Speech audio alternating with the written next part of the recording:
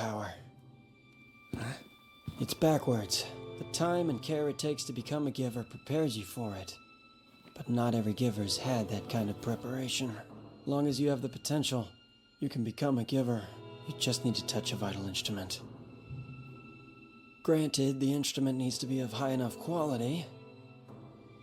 Sanka says that aptitude plays a part, but it's still just gaining power without understanding.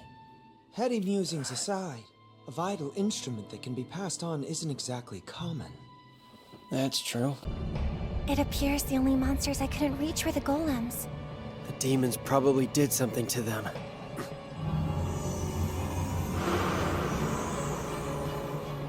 Claire, time to run! Okay!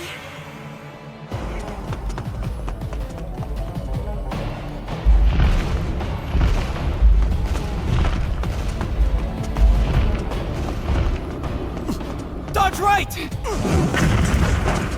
They've been enhanced. Sorry. They actually jumped the moat! That's some first-rate enhancement magic! So that's the famous Lloyd. Lloyd!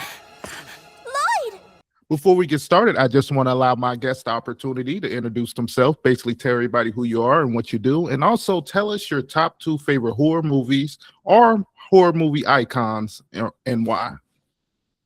All right, what's up, everybody? This is Aiden Call. I am a voice actor, anime voice actor for English dub, as well as actor, business owner. My company Surge Films is something I've worked on for quite a few years now. But my main claim to fame is voicing and anime as well, like many popular titles like Gachiakuta. I voice Follo, Tunito, Bogus, Fruitmaster, Gorilla God's Go-To Girl, My Hero Academia, a whole lot of stuff. But yeah, so that's a little bit about me.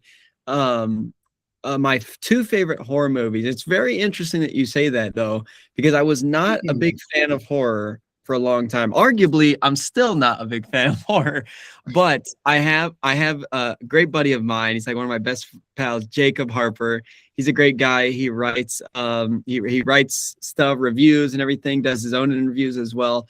He really got me into horror as well. I literally remember for his birthday, we went and saw Rings. It was like the Ring sequel, which was not that good, admittedly, but it kind of was like the fact that it wasn't scary. I was like, okay, this isn't so bad. I'll get into this. And then I remember watching Halloween 2018 and so on and so forth. So I've watched a lot more horror, and it's all thanks to my buddy Jacob. But I would say one of my favorites easily is The Witch by Robert Eggers. I really love The Witch too. It's just super cool, super I love something about me is I love period pieces, historical pieces, and Robert Eggers, there's nobody does it like Robert Eggers. I think he's amazing. I love all his films.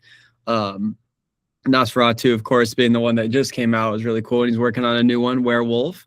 But I love The Witch as his first one. I love that one.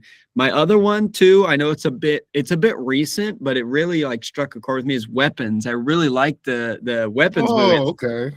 I thought that was awesome. I thought it was a super cool movie. It had me on the edge of my seat for particular scenes and everything. And I just thought it was a super cool and well done story. Even though when you look back at the story and you try to make sense of it all, you're like, that doesn't really low-key make any sense at all, but I just love the story. It resonated with me. I thought it was cool. So I would say The Witch and Weapons, probably 2 of my favorites horror movies. Definitely. That's funny because I definitely need to check out Weapons. I think one of the actresses won an Oscar just recently for that movie, so I gotta give that props. I definitely gotta check it out. Yeah, she deserves it. I won't spoil much about it, but I remember literally when the trailer came out, the trailer itself captivated me, which like never happens, very rarely ever happens to me. When I watch a trailer, let alone for a horror movie, I'm like, okay, it's just another horror movie. But something about the concept in that trailer, I was like, there's something here. This looks pretty freaky. I don't know what it is, but yeah. So I thought it was very cool. That's interesting. And then when you say Rings, did you watch the newer version of the movie, like the most recent version of it? It was like when I was in high school, so so you might have seen the older version. Okay, because they just recently put out a newer movie. So I was wondering if you've seen the updated version. So I was gonna say, I remember didn't think the updated version was as scary as the original. I remember the Rings that we watched. We watched it at the drive-in theater, which was super cool. It was like a new thing, kind of at the time, bringing back the drive-in. And the one near our house closed. That was so sad. But there's still one in Fort Worth as well here in Texas. I'm not sure if you're not from Texas, right? No, I'm not from Texas. I'm in Cincinnati, Ohio. Okay, you like to go Browns, right? Cincinnati Bengals. Oh, Bengals. Cincinnati. Yeah, I'm thinking of Cleveland. Oh my God, I have a buddy of mine who's a huge fan of the Browns. My buddy Frederick too. Let's go Bengals. Let's go Bengals. But I'm actually a Pittsburgh fan, so you just offended me like 3 times. I honestly collect NFL hats, so if you watch my podcast or see clips, it's every show is going to be almost a different hat. So it's like, I don't know if I can't blame you if you don't have a Cowboys one, to be honest. I actually do have a Cowboys one. Oh, let's go. Because I recently, it's funny because I normally wouldn't have bought it, but the fact that I guess since they still had their winter apparel out, Myers decided to sell it for like $7. So I said, I might as well try to finish off my collection. You know what I mean? Like, yeah. Even though it's not my favorite team or up in my top 10 or top 50, like, what, they're okay. I'm very superficial when it comes to football. Oh, go ahead. Sorry. But actually, I gotta give the Cowboys their props because without Dak Prescott this year, I wouldn't have won my fantasy league. So I give them a little bit. Okay. But since we're talking about horror movies and stuff, I want to go ahead and list off my 2. For my first one, I've chosen this one a few times. I think this is a really good one. It's called Case 39. It involves this social worker basically saving this little girl who's about to be put in the oven to realize that maybe they should have put her in that oven. after you see everything that happens afterwards, and you start to see this person that was a good spirit start to low key change the way she's thinking. Like, maybe I need to do some crazy shit. You realize that the Antichrist was born, and it's crazy. The movie is amazing though. You should definitely check it out. Case 39. I'll have to check that one out. And for my next one, I'm gonna go with Nightmare on Elm Street, since I've been on a recent history binge, kind of learning more about the movie, learning more about Robert Englund and why he is really good actor and really is like the main piece of that franchise. Because without him as Freddy Krueger, I don't see how that franchise would do. They tried to do a new guy. I don't know if you've seen the newer version of Elm Street. No, it did not hit. You're probably glad you didn't see it. It was bull crap. It's funny. I watched Nightmare on Elm Street because my buddy Jacob literally had a sleepover at his house. We watched all the classics, the original Halloween and stuff. So I love that one. I love Robert Englund too. In Injustice 2, he plays Scarecrow, I believe. And he is awesome as Scarecrow. One of my favorite characters in that one. I love his design in Injustice 2 as well. But yeah. Now I'm playing with power. I like that. Since we talked about horror movies and stuff, we might as well jump into our next topic, basically talking about things that we've recently been playing or watching or reading and stuff like that. I'm gonna go ahead and let you take the floor. I know you said that you've been playing a lot of new games and stuff. Yeah. The games I've been playing right now, I've been playing it for a long time now. Helldivers 2, that's my big one. Okay. I don't know. I played the original Helldivers when it came out in 2015. My dad just got it for me as a random Christmas present. He's like, I don't know anything about this game, but I found it, so here you go. I loved the first one, and so I remember seeing the Helldivers 2 development was leaked by NVIDIA years and years before it was going to come out. And so it was like, holy crap, they're making a Helldivers 2. And I was the only person that knew about that game. And I was like, I am so excited for this Helldivers 2.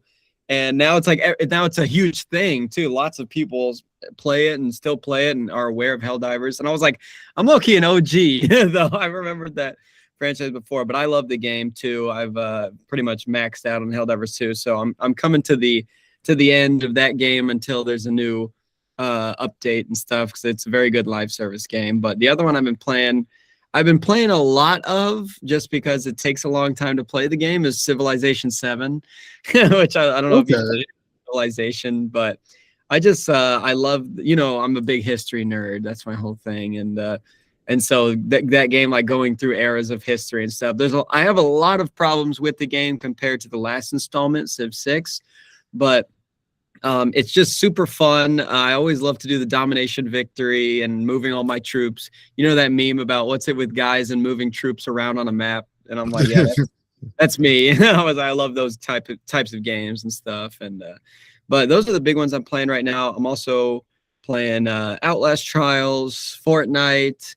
Well, we talk about horror. Outlast Trials is crazy. I'm like, damn, that one scares me. I'm like, but what else? Some other stuff. And I love the Fallout as well, Fallout series. I'm playing a little Fallout 76 as well, but yeah. See, yeah, Fallout was a series that I played before my Xbox ended up breaking, and Microsoft decided they want to get rid of their Xbox division, which really hurts me because I've always been an Xbox fan. So it's like, I haven't really decided if I want to get a PS5 or if I want to do any mods on my computer and start playing games on my computer or not. But mainly been kind of hoping for the new GTA to drop for me to kind of be forced to go get something, because I'm going to go play it. You know what I mean? But I put so many hours in GTA 5, that's for sure. They keep low-key changing the date on that, which I will say could be because of how good GTA 5 was. I mean, it's like every time they maybe, it's just as good. It has to be like 10 times better. You know what I mean? Like, because I think they're trying to make the price even like higher, like almost like $100 for the game. So yeah, definitely. They know people are gonna buy it no matter what it is. It could be $300. People are still gonna buy it. It's gonna be crazy. Low key, because I heard some of those new PlayStation prices, and I'm like, man, and y'all about to low key be the only station on the market. So like, yeah, people gonna be low key kind of forced to pay $900. You know what I mean? I definitely agree with you. I see what you're saying there too. And I question as well with PlayStation doing that. They're just price hiking the PS5 and stuff. I saw it was like somewhere like $900 or $899. I'm like, I understand that they in a way have a monopoly on it in a way, because it's like they're the best like consumer one right now because of Xbox just kind of dropping off a little bit. But I'm like, if they raise the price and they keep it there, some new competition is going to come out of the woodwork. It's like, it's almost bad. You almost kind of want to just like sit with where it's at right now before you start price hiking, because now it's like another competitor is going to look far more favorable. Now Xbox could just come out with another one and just have it half the price. If you do a half the price, $500, $450, everyone will go Xbox. I'll go Xbox if it's a half price. That's for sure.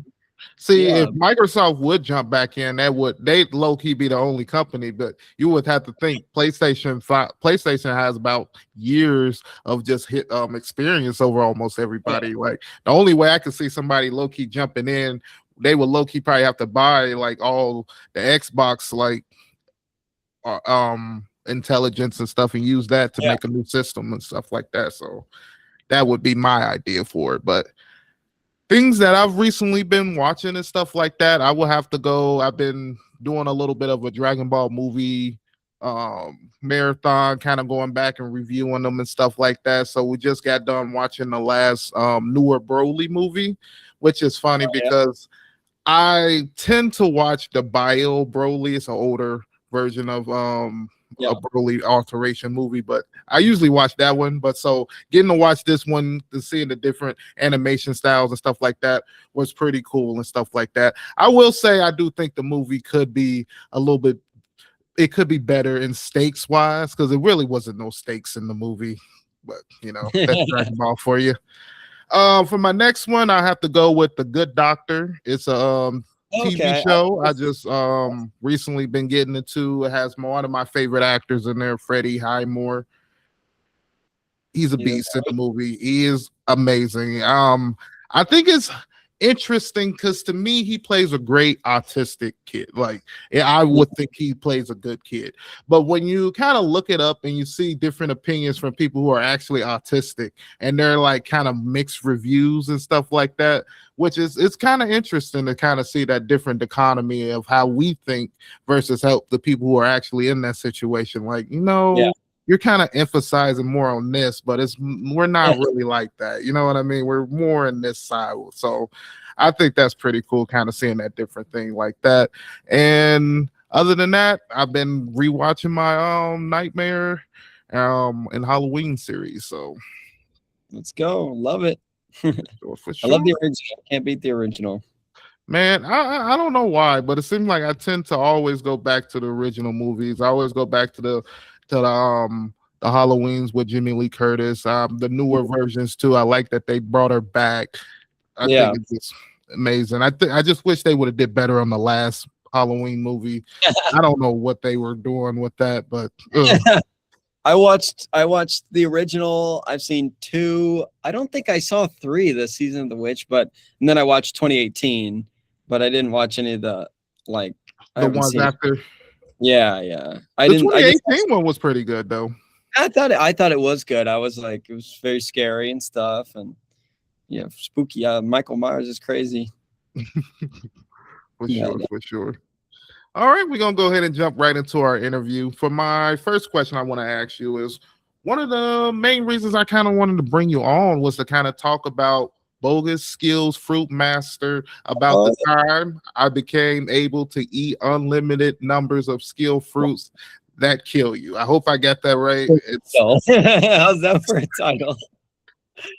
How was that? That was like your first kind of lead character and everything, and how did that experience come about? You're absolutely right. That was my first lead, Light Underwood, as Bogus killed Fruitmaster. I was pretty shocked. I literally remember when I got the email, I was lying in bed just on my phone, and I was just kind of sitting there just looking, and then I saw an email and it was like, casting for Bogus skill, and I'm like, I don't know what that is. I'm like, I didn't recognize the show, but I say this in a lot of interviews too. This is about, I think, as much as I can say about it is like when you get an email that's casting you as a larger character in the series, not always, but sometimes it like the formatting of the email looks different. So when I saw the different formatting, I was like, okay, well, I've seen this before with Gorilla God. And that's where I had Louis, who was like, I say my first main, but it wasn't the first lead. So it's like, because he was still a big character. But with Light, Gorilla God, right? I'm sorry? That was in Gorilla God. Yes, Gorilla God. It was my first main, but my first lead is Bogus skill. It was the same formatting of the email, but I didn't recognize like the name or anything or like of the show. So of course I did the Google search as well. And then I was, looking up and it was like, Light is the main protagonist of Bogus skill. And I was like, whoa, I was like, holy moly. My first lead ever. I was like ecstatic. I literally like all the emotion just was like whoop, just absorbed into me. And I was just laying in bed and all of a sudden I have all this energy and I was like, oh my gosh, I just got cast as my first lead. I was like, let's go. So I started watching the trailer and it was a backlog, which means that the whole show was already out. So the first thing I did was I started watching the show. I watched the whole thing. I just watched the entire show and I was like, okay. So I binged the whole thing in a day, literally the day I got cast as it, even though I wasn't going to go in to record episode 1 for like another week. but how did you feel about it? Like when you were watching it? I mean, it was amazing. I liked it. I think something that really stood out to me was the intro. The intro was so cool and catchy, and I was like, okay, I like this. It's like it's lighthearted. It's kind of comedic. A lot of the times when I get the swordsman guys, it's like they're very serious. They have a goal that they want to set and all that good stuff. But with Light, he's just, I want to be the greatest adventurer ever. But he's like, they keep it light, no pun intended on his name, but they keep it light. And it's just funny and there's lots of jokes. And I'm like, well, I've never gotten really to play someone that's so over the top and comical. And he's literally like the main protagonist hero archetype, which I loved because I've never gotten to do that before. So it was a super exciting thing. And of course, Shawn Gann was the director on that, who I'd worked with a couple times in the past on some other shows and everything. But I was like, I wouldn't have expected him to cast me in it. And so for that, I'm very grateful, of course. Shawn is just an awesome guy. He is awesome. But I'm starting to pick that up because the amount of interviews I've done and a lot of people who've gotten either their first role or lead roles, it seemed like it always Shawn Gann that gave it to him. So that's pretty interesting. I need to bring him on the podcast and see why he does that. Like, it's interesting.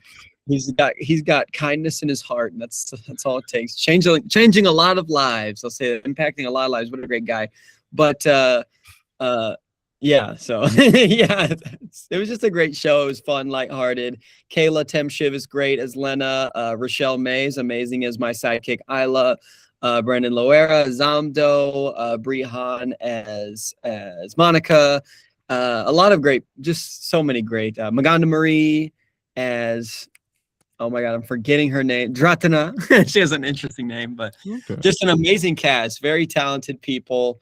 And I was very honored to be selected to lead that show. So it's very awesome, and I love talking about it too because not many people come to me about it. They always come to me about Gachiakuta, which I am happy with too. I love Gachiakuta. Don't get me wrong, but it's fun to talk about the niche stuff as well. See, I'm a big isekai head, so no matter what, every season I'm pretty much gonna knock down, all those isekais or those fantasy animes. So yeah, I definitely checked it out, and it was pretty cool because I mean, it started off a little heartbreaking because he wants to be a swordsman, but he can't be a swordsman because he gets the wrong fruit. But that literally gives him the ability to be able to eat all the fruits low key. So he ended up low key getting an OP ability, like so it's like. Yeah. You raise a good point, though. I have one thing, and I've seen this reflected by fans of the manga and stuff, is that they say like that he kind of sullies his ability, though. He's literally able to eat unlimited skill fruits, and throughout the show, and of course the manga as well, which I don't know if you know, actually got discontinued. So unfortunately, I don't think a season 2 is coming, even though they did tease it at the end. But I don't know how any of that works. Maybe they'll just do it anime original or whatever. But he throughout the whole series, he only eats 7. He only eats 7 skill fruits. I'm like, if that was me, I know they try to play it off by him like it's like poisons him and hurts him if he eats like 2 or 4. But I would be munching on those skill fruits. I want all the power. I would take over the world with that ability. Low key, or what I would do, I probably take about 3 every time I'm like going into a fight or a situation, just in case. But the only thing about it is that you never know what ability you're gonna get. Like I think that's like the mystery of it, because you can end up eating one and it'd be something like bull crap. So it's like, damn, I still gotta eat another one type thing. So I was wondering. You eat enough of them if they start to like cancel each other out, Could have that, or could they stack abilities or stuff like that? That'd be interesting. Yeah, exactly. But I guess they end up discontinuing it. But they could do an original, like an anime original, if they bring back like the manga artists and stuff like that, because I'm pretty sure they know how they want it to end. You know what I mean? So yeah, and teasing that, I cannot remember her name at the end, but teasing the character at the end that's going to join the party, and then they're going to go out on an adventure. I would love to do a season 2, absolutely, for Light. I definitely want to see what adventure is with them next. I love that show so much. For sure. Yeah. All right, for my next question I want to ask you is, what do you find most challenging about being a voice actor? Good question too. Something I find very challenging about the voice actor. I know a lot of voice actors say this, which maybe I'm going to change my answer because I feel like everybody says this one. The one I feel like everyone says like getting used to rejection, which is something is very real. You do actually have to do that. But it can be tough. It can be hard. You know what I mean? Yeah, you have to you put in a lot of time for auditions and stuff, putting in perfecting your style with it and the edits and everything, just for the fact that sometimes you just don't hear back. And that's just part of it too. It's always good to keep your expectations at a certain spots so you don't, get your hopes up too much and get disappointed. But just dealing with that rejection is something that everybody has to go through as well.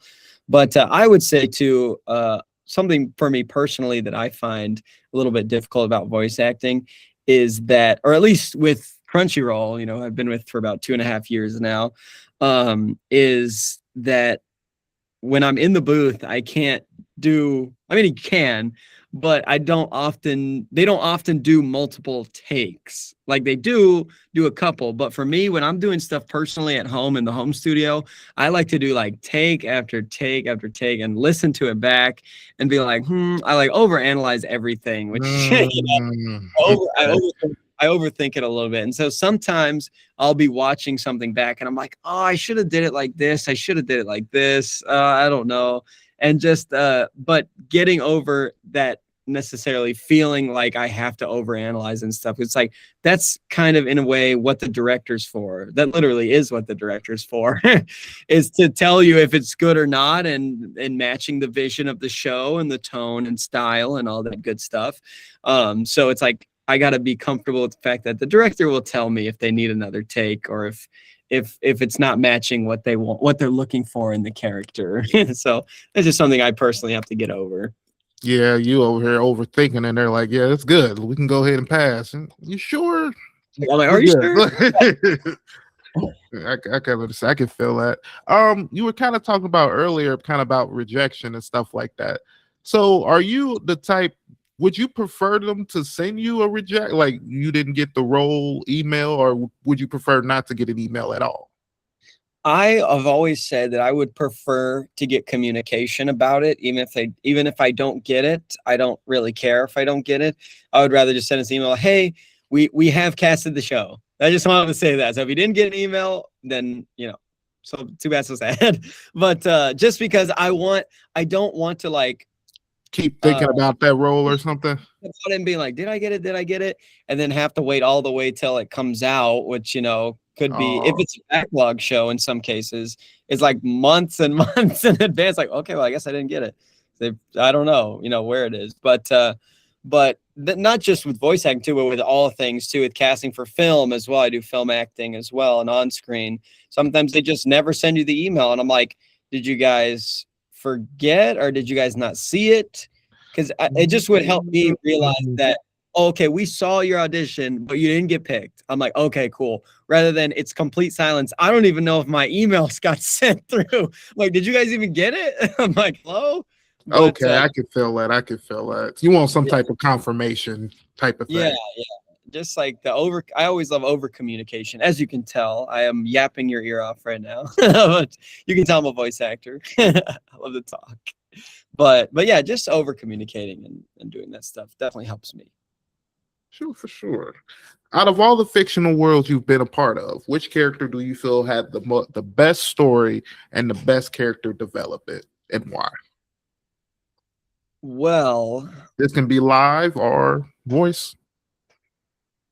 That's a great question. I do have an answer, but it kind of gets into spoiler territory.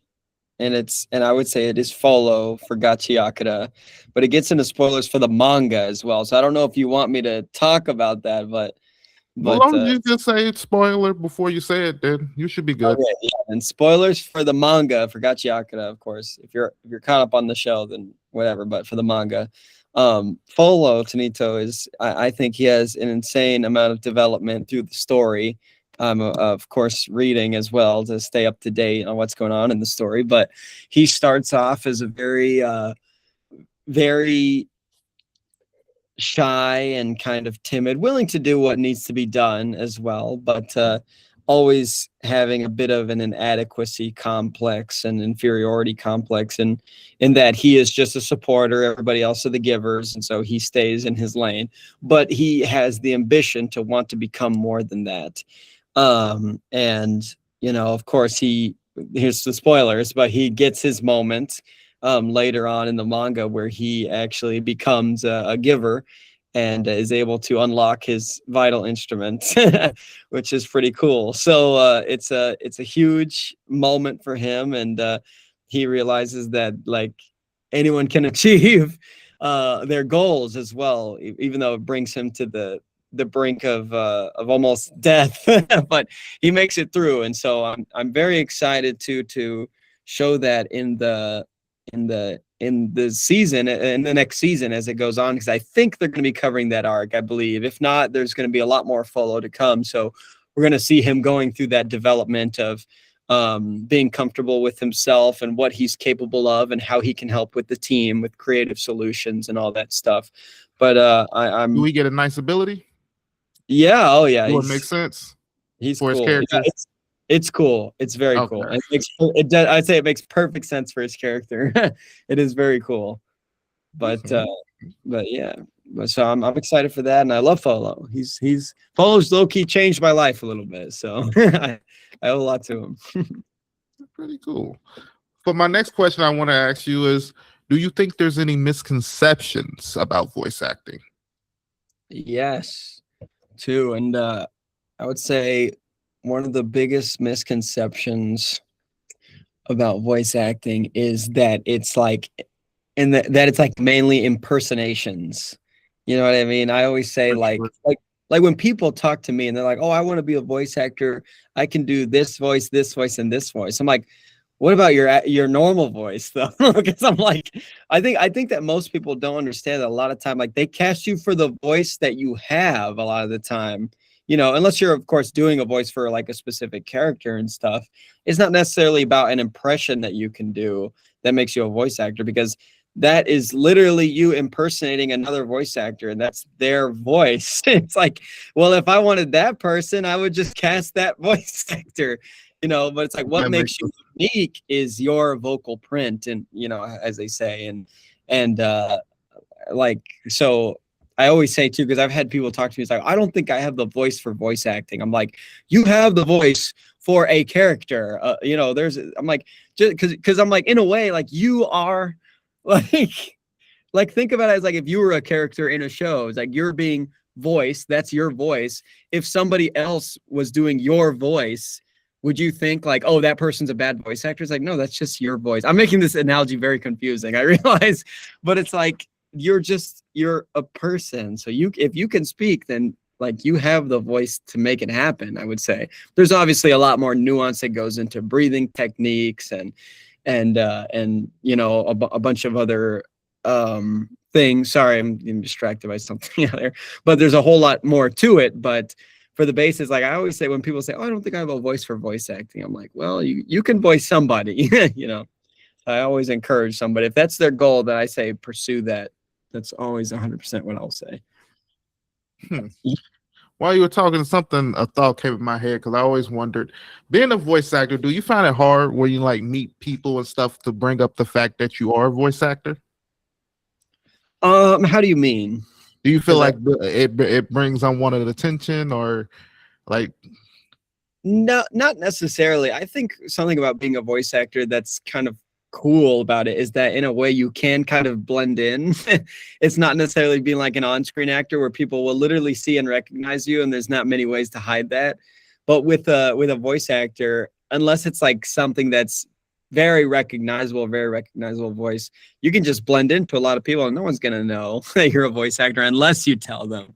And the only time that like people would come up and recognize me is at like a convention or anything like that. And in that case, I'm there to advertise that I'm a voice actor. So, and meet fans and everything, which I love to. I've started doing more and more conventions too. And it's just incredible getting to meet all the fans and people who are supporting me. And it's just like, it just makes it very real. But I don't think there are some people where it's just like, if they follow me on Instagram and they didn't know, and they're like, holy moly, you're a voice actor. I have a great story actually about this that just made me think of. I was at a convention. I wasn't attending, but I was there to meet up with some of the voice actors that were there. And we saw some Gachiakuta cosplayers. And me and Rochelle May, who voices Chiwa in Gachiakuta, we were just like, let's go take a picture with them. I'm like, I love y'all's cosplay. Like, this is really cool. Can we take pictures of that? Oh, sure. We took pictures. We didn't tell them anything. We didn't say anything about it. We took pictures, but then I said, I want to tag you in the photo. And then when we tagged them, they were like, you guys are the voice actor. You guys are in the show. We were like, ah. But we had it was like later, like, so they were DMing us. But I thought that was funny. I was just like, let's see if, because you never know. I just think that would be kind of a funny thing. You never know who you're talking to and stuff. But it's kind of funny how it just changes the whole dynamic when they're just suddenly like, wait, you're the voice? Oh my gosh, I love the show. Now they're a little bit more polite. Yeah, I can feel they weren't being rude. I'm not saying they were being rude, but Yeah, but they were just like, they're like, whoa, that's not what you expected. I think it's funny, but were they dressed up as your characters or just random characters? That is ours. So, one was Rio and Engine, and I just love Gachiakuta by myself too. So I really did want to get a photo with them. So it's like I wasn't doing it just for the bit, but I just love that I love that phenomenon that's specific to voice actors. And another story too I just thought of, which I'll be quick. I know I'm yapping a lot, but when the Chainsaw Man Reze Arc movie came out, I was in that. Rochelle was also in that as well. And Shawn Gann, who I believe is one of the assistant directors for the movie as well, Miss Caitlin Glass directed it. They basically networking. I see. Yeah. They basically put together like a dinner and premiere so we could basically watch it. So we all went to dinner together and then we went to the premiere in the theater. Well, they like bought all the tickets for the theater and I was thinking like, okay, cool. Like we're going to have like a rented out theater, but we were there with people who are also just going to watch the movie. Like we were just fans of the movie. And so I was like, literally, like, imagine you're like sitting there to watch Chainsaw Man movie and the entire cast and crew walk into your theater. I'm like, it's like watching the Avengers and then all of a sudden they all come in. So I was like, those people had no idea that we were going to be there. But here we go. The entire cast of the Chainsaw Man movie, the Reze Arc movie, just walks in and sitting next to you like normal. And I was like, oh man, that would have been so funny. Like, but I'm like, I don't know, they probably didn't know up until the point where the Crunchyroll logo comes up on screen and everybody starts clapping and we're all clapping and cheering, yeah, Crunchyroll. And everyone's like, what's wrong with these people? For sure. Together over time and stuff. It was just a very cool concept. I just love that stuff. It's just fun. I made so many great memories and great people, great community. I've been truly honored and blessed to get every opportunity I've gotten. So, but yeah. That's interesting. You were also in one of my favorite animes, My Hero Academia. Mm-hmm. How was that experience? And were you a fan of that show before getting on? Yes. So what's funny about that is that my character in that one, Biggs, who came in season 7, one of the American pilots with Star and Stripe. Mm-hmm. That was my second named role ever. My first one was Tsukimichi with Jerry Jewell. And then all of a sudden I jumped straight from there and it was like, hey, we want you as a character in My Hero Academia. I was like, what? Oh, that's man. a jump. That's quite the jump. And of course, everybody knows My Hero. So I was like, holy moly. But my cousin Jonah, he loves My Hero and he showed me like the first season. We watched it together at his house. And I was just like, I remember being like, oh gosh, Deku, crying all the time. Deku. But that was before I was even doing the voice acting. And then all of a sudden, when I found out I was going to be in it, he was the first person I texted when the episode went live. It's like, Jonah, you're not going to believe this. He's like, oh my God, you're in My Hero. He went crazy. It was just so funny. But that was truly a blessing for me. And working with Mike McFarland, who, as you know, has had complications and stuff, and always praying for him and wishing for a recovery as well. But getting to work with him was very incredible. So I will always honor and cherish that opportunity as well. Just talking with him for a little bit and him just telling me exactly what he needed. And it was awesome. I was only there for about 2 episodes, of course. But it was an incredible experience. I will never forget. I love My Hero. I'm glad that I've staked my claim a little bit in the legacy of My Hero, and I've been loving Vigilantes. I actually saw you just interviewed Koichi, Jack Broadbent. I watched it. Oh, for sure. That's amazing. Yeah. So he's doing great, and I'm looking forward to what's next. Okay. What emotion do you find hard to portray with just your voice? It's a great question. I would say the one that I find the hardest to portray is it's kind of funny. It's like sadness, but like especially when the character is like tearing up and everything. It can be hard too, especially like perfect one is with Follo too, and he's literally like almost crying over Gris, and you see like he's got like the snot and like the tears a little bit where he's like but it's funny because it's like if you're in the booth and your nose is dry, it's like that doesn't moisture or anything, so you have to be like yeah, kind of sneeze a little bit or like just get a little moisture, which is kind of gross, but just like that kind of thing, or it's like being sad and then stop being so nice, and like crying, you really have to get it from deep inside. but and I love too to be positive all the time, of course, not to say that I can't do it, but I love yeah, but anyway, I digress. Are you one of those actors, like when you have to do like a sad or emotional scene, you have to picture yourself in like a sad moment back in your whole life type thing? Because I just recently had an actor on who basically told me she hates doing that, and I thought that was very interesting perspective to what she talked about. Yeah, interesting. Which I've done that a few times, but I think I agree with your other interviewee that I don't necessarily like to do that too much, just because it can put you in a bad headspace, especially if the character is crying for like a few moments, and it's not like, if it's a big scene, I can definitely understand that. But if it's like a momentary thing where they're sad and stuff, you don't want to put yourself in like a bad headspace for the rest of the episode. Or maybe you do. It might actually work for the character. You never know. But most of the time, it's just like, you don't want to put yourself in a negative headspace because it could cost it could be at the expense of the performance. For sure. Like we got a whole police sirens coming through here real quick. Yeah, not too bad. Not loud. But yeah. All right, moving on to our next question. Which vocal performance do you consider your best? And then which one do you consider your worst, or one that you wish you can go back and redo?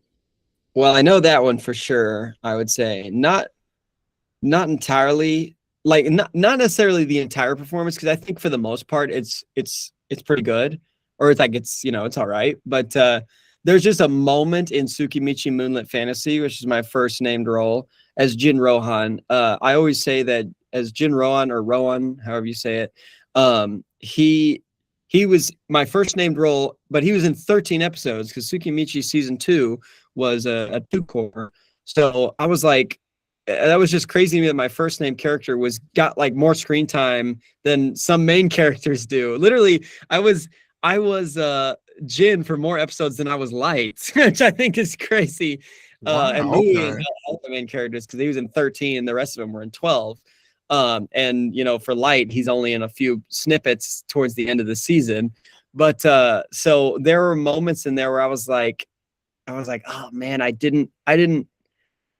felt like I've learned a lot since then, especially about doing it specifically for anime, that I was like, there are moments in there I wish I could go back and re-record that. But thankfully, I don't think people are looking at it under a microscope too hard. And, so thankful for that. But it's just like, we'll always be improving. And I feel like there'll always be times they say you're your own worst critic.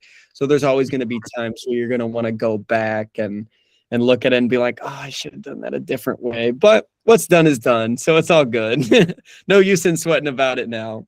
I just recently rewatched that. Honestly, you did pretty good. Oh, thank you. I love those students as well. Abelia and Izumo, they're all cool. But I would say my best, man, I don't know. It's not gonna sound.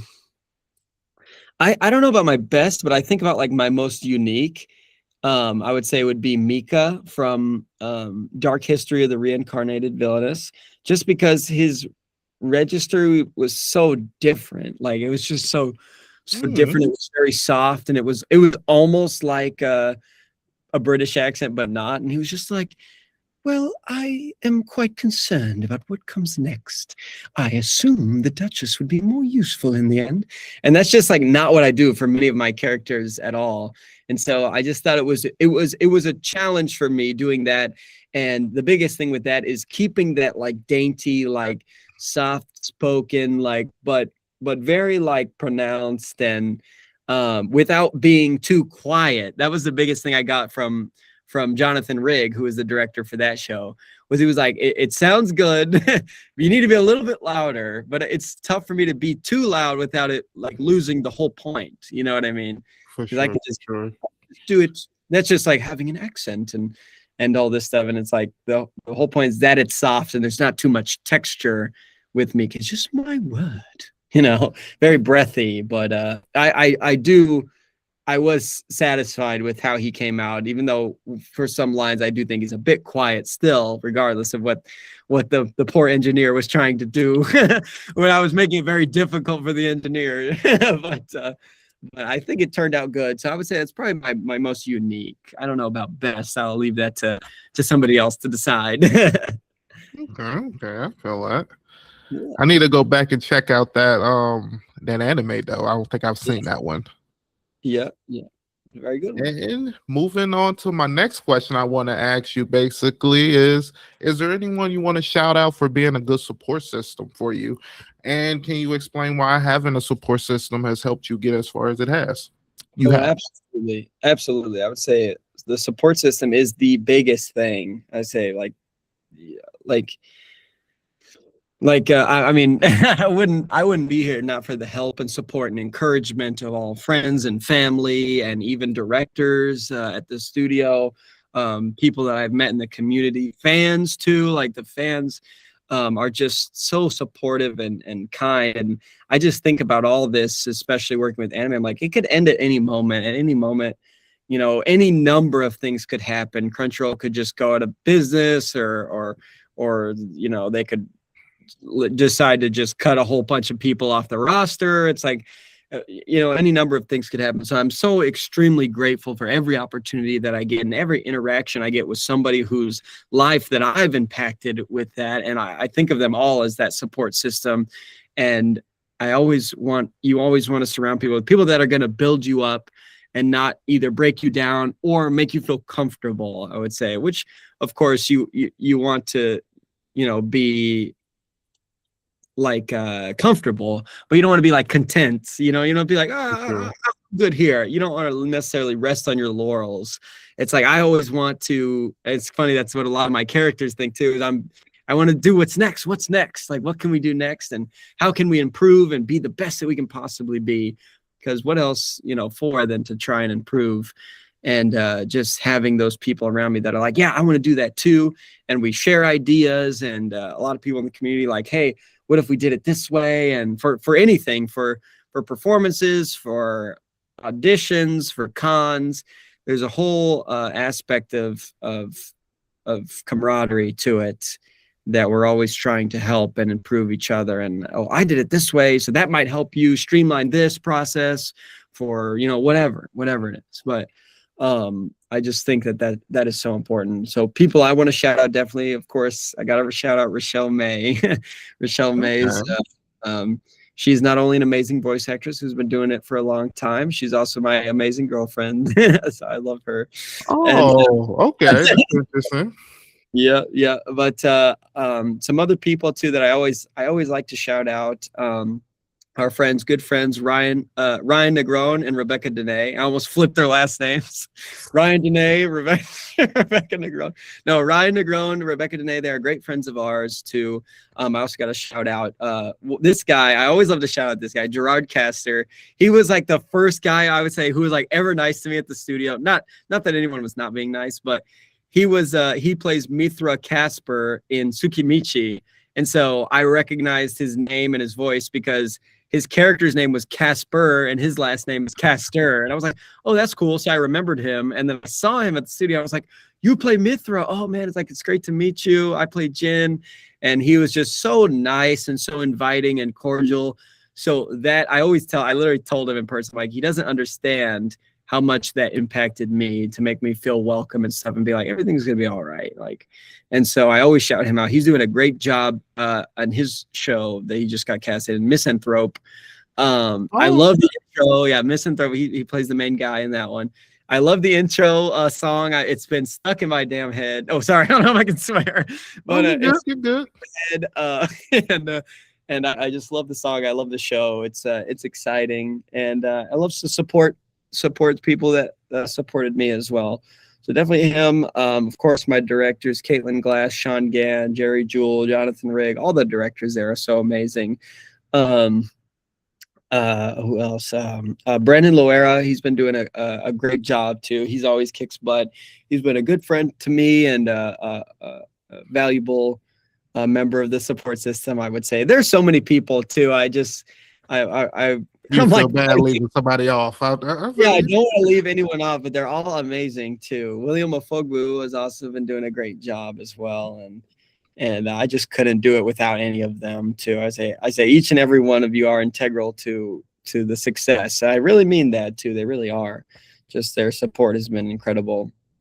But yeah. I think people don't realize how. I got to shout out Nasim too. He just got cast in Go For It, Nakamura-kun. Let's go. He totally deserves that. Way to go, Nasim. Nasim Belcour. Let's go. For sure. I was going to say, people just don't realize how impactful just having somebody tell you, like, I believe in you, you can do this, and how that can actually help your mind and get you through something. You know what I mean? Yeah, absolutely. And for my part. Mauricio Ortiz Segura. Awesome guy as well. Corey Wilder. There's so many people. There's so many. I could go on and on. Oh my gosh. Sorry. And for my final, I think it's amazing because yes. Okay. Sorry. Go ahead before I start shouting out to your names. And for my final question, I want to ask you: what ambitions or goals do you have yet to fulfill in the field of voice acting? What's left for you to do? Man, I don't know, because I know my last goal was I do have one. Yeah. My goal for this year was two things. One of them I'd say I'm doing, so I'm feeling happy about it. Another one, I'm working on it, but we'll see what happens. My first one is that I wanted to attend more cons this year and just do more conventions, more public appearances, both in-state and out-of-state. I have not had my first out-of-state con yet. I'm hoping. I'm waiting on something. We'll see. It may fall through, but if it does go through, that would be my first out of state, which would be achieving that goal. But I've been doing a lot more in-state ones, which I'm very excited about. I love to do that and meet the fans. It's just an amazing opportunity for me. I love the fans like, oh, it was awesome to meet you. I'm like, it's awesome to meet you. I love it. Thank you for supporting me. I wouldn't be here without you. Exactly. I literally wouldn't. So I totally mean that 100%. And then, excuse me, my second goal is I have not yet to do a single video game. I want to do voice act in a video game. You'd think that I would have done it by now, but like pretty much everything except for that. But I love video games so much, and I've yet to voice act in one. That's what I want to do. So yeah, I'll do it. Do my first one for free. Maybe not. I don't know. But we'll see what happens. I probably will. So let me know if you know anybody doing a video game. Let me know. For sure. I'll let you know if that somehow come around. If I get that around. But I'll save that for GTA 6. You know what I mean? If they need me to get in there, I'll probably do it for free. You know what I mean? Yeah, I know, right? I know. I would do that too. But with that basically kind of ends our interview. Is there anything else you want to discuss or talk about before we wrap up? I did have another question I wanted to ask you. If you weren't doing voice acting, what do you feel like you would be doing? Oh man, that's a great question. Well, aside from voice acting and stuff, I do a lot of videography, photography with my business, Surge Films. We also do just a whole lot of other creative stuff like narrative film and that kind of thing.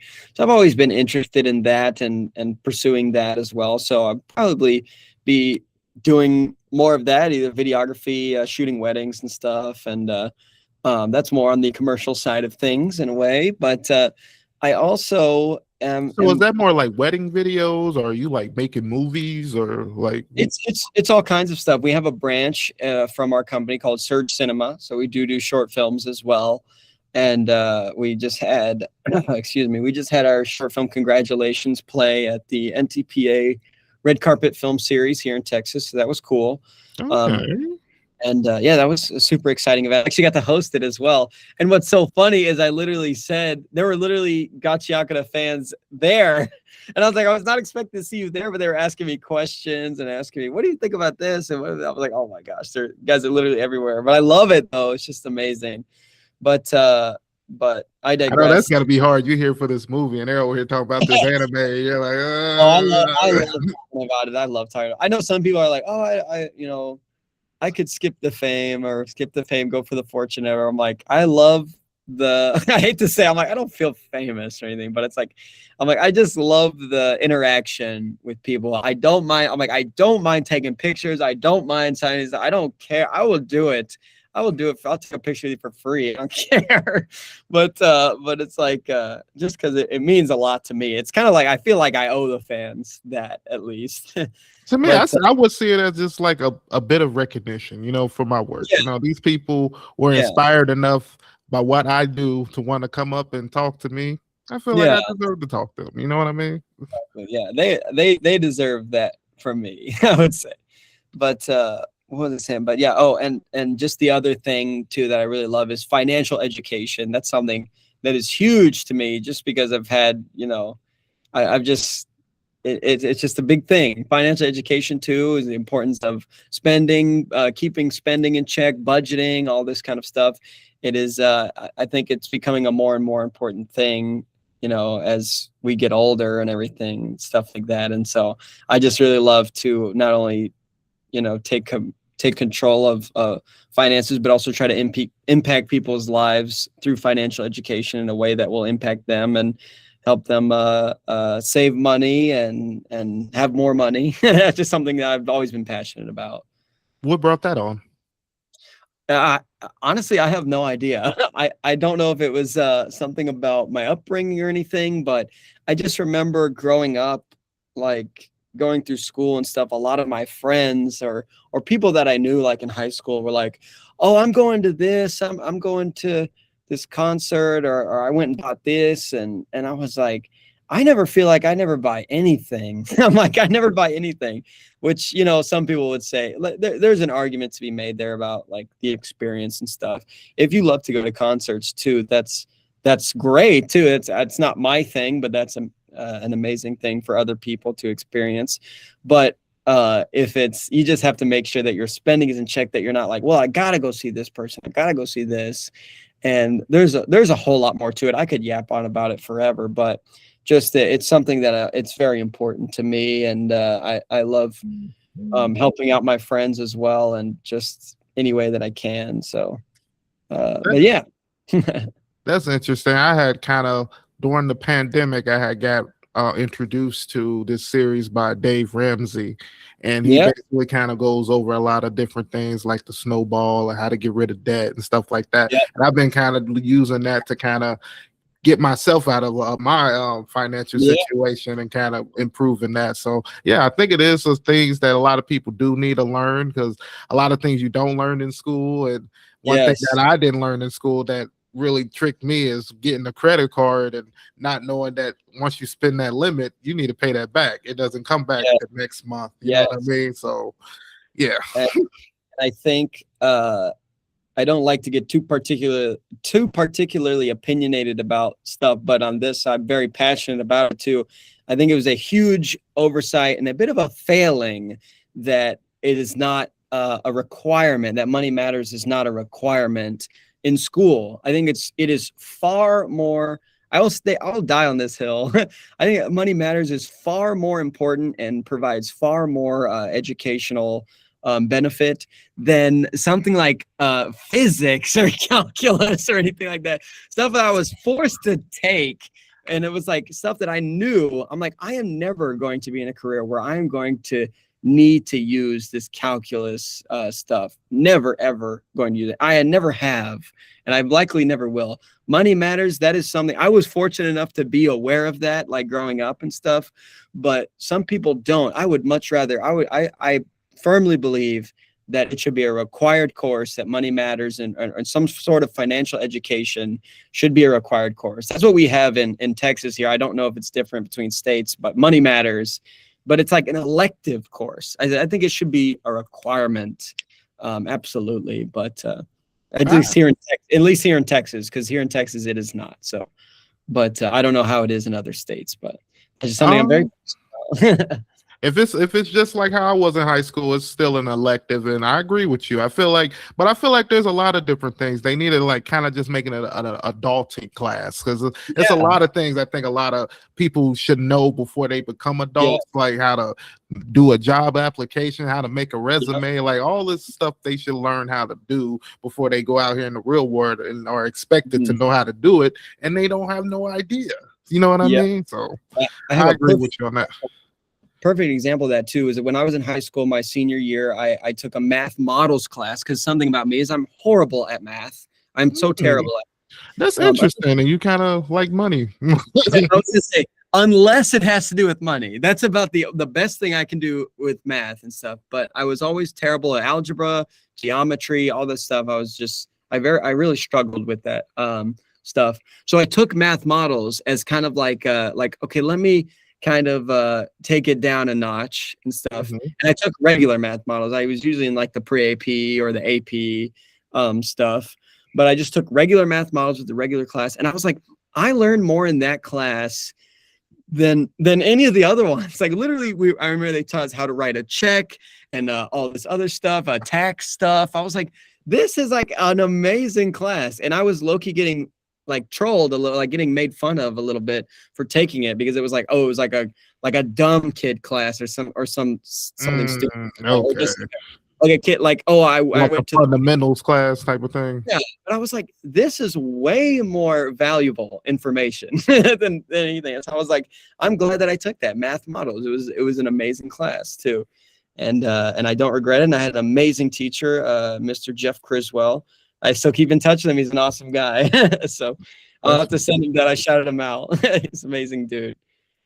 But yeah. That's something that reminds me when I was in college, and it was like, it's no wrong classes. If you have the mindset of wanting to learn, you can learn something in anything. So just gotta be open to it. Absolutely. And with that basically ends our episode today. I want to thank my guests for coming on and chatting it up with me. I had a lot of fun and learned so much more about the industry of voice acting. And hopefully you listeners did too. Before we close out, I just want to allow my guests the opportunity to plug themselves and basically tell everybody where they can find you. Yes, thank you, because I always forget to do that. Well, I'm Aiden Call. My Instagram is literally my first initials flipped. So instead of Aiden Call, it's Sidenall.all. So it's like CIDEN.AALL.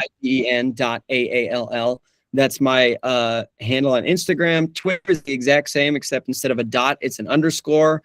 And then those are the main two places that I'm active. I'm mostly active on Instagram, so that's where you'll see the things first and foremost. Twitter or X, whatever, I get on it every now and again. So, but those are the two places to find me. But I really enjoyed being your guest. Thanks for inviting me on, Raysean. It was an awesome time. Had a great conversation, so I'm looking forward to whatever's next for you, and I'll definitely keep in touch and keep watching new episodes. Oh, thank you. I appreciate that. But do you also want to shout out your cameo, or did you want to keep that on the wraps? Or yeah, I guess so. I don't know when you're going to be posting this too, but I guess by then I'll be like a little bit. So I just started a Cameo, so I'm now on Cameo. You can request special videos for me for your birthday, congratulations, celebrations. If you want me to, I don't know, ask me some questions, roast me, I don't know, whatever you want to do.